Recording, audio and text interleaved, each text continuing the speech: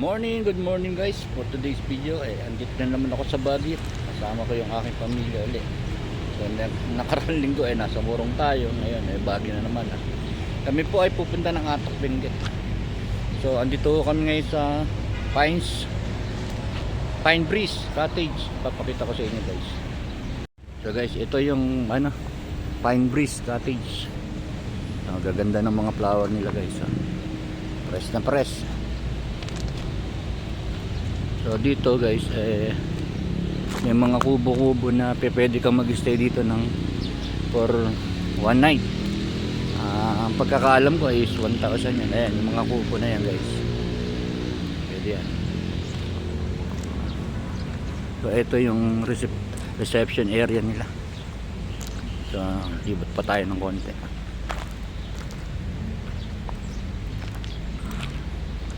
Medyo kulimlim guys ang panahon.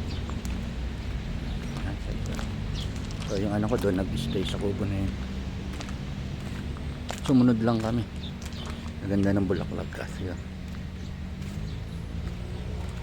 Press na press yung mga bulaklak nila kasi ang lamig dito. Ayun yung kotse ng anak ko, tapos si Bliss. So kami lang sakay na mag-asawa niya. Ano na yan.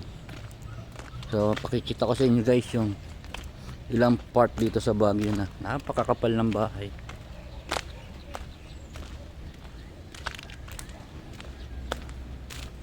Guys, yung sinasabi ko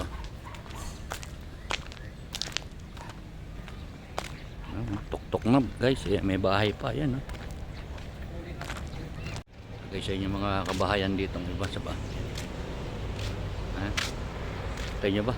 Ang kapal So, nakikita yan sa highway pagka sa Marcos Highway ka dadaan. So kami guys ay sa Quezon Road nagdaan. Ayan ang mga ilang kabahayan dito sa Baguio. Nung last kasi na yung punta hindi ko na i-video ilang part dito kasi apurahin punta namin dito. Kaganda ng mga pine tree. Guys, kami ay pupunta ng Atok maya-maya. Kita-kita tayo doon.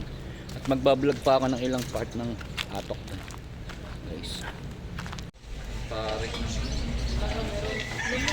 Dito na lang ako. Tatay, mag-vlog ka. Ay, ba tayo? Hindi, dito na isa. Wala nga, dito na lang ako. Dito yung dalawa. Sinong dalawa? Susingin ko. Teka lang. Talaga. May hirapan paglabas niyan. So guys, andito naman ako sa Bell Church dito sa Baguio. Pakita ko sa inyo guys.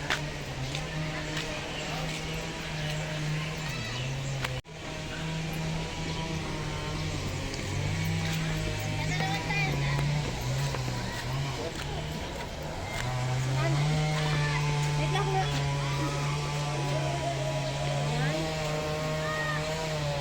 Oh, pang dalawa. So guys, ito ang Bell Church. So,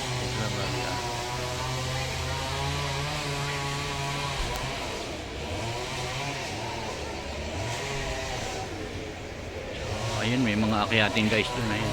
So, fortunately, di natin kaya akyatin. Kaya naman kaya lang guys, hihingalin tayo. Ayan. Alam mo naman, young ones na tayo. So, dito lang.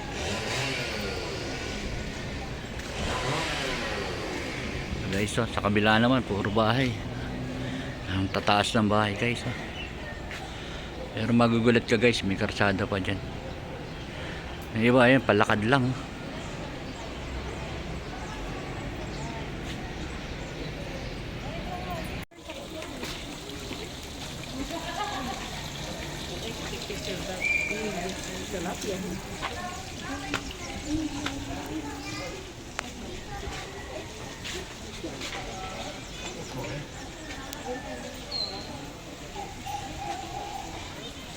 Palipad. Ito. Naku po, dini ka palala. Galing, galing ito. Para to yung din Dali. diba? Doon sa Tagaytay. Saan yan? Ganun para. Diyan sa baba, dyan. Ayun na doon. Yun yun. 2 kilo. Mag-actin yan na ano, nakapal, nagkiwalay dito. Mga Peter lang kami.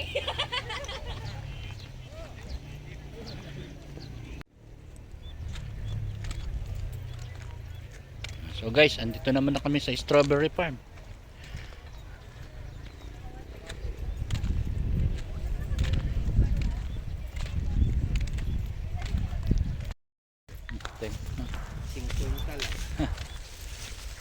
May nag-aalok ng lettuce guys.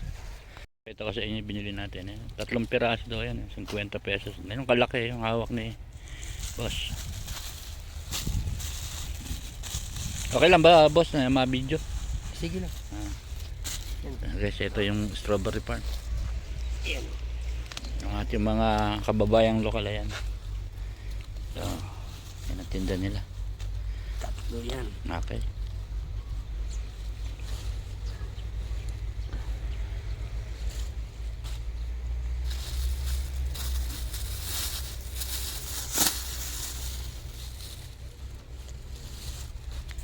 Guys. Alam mo, 50 pesos dito. Ako hindi mo mabibili ng sa Bulacan hindi mabibili ng 50 guys yan.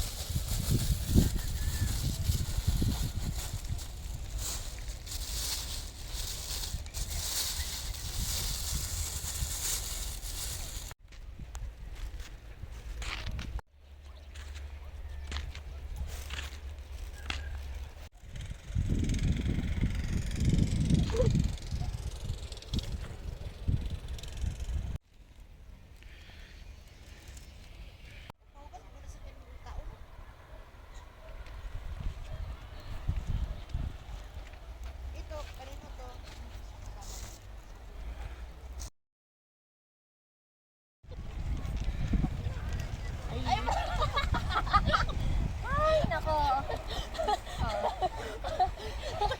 Ang sinasabi mo Marin Sen. Ito ba? Yan na pala si tatay. May inalok ako ng mama doon kaya ako nagtagal oh. 50 pesos.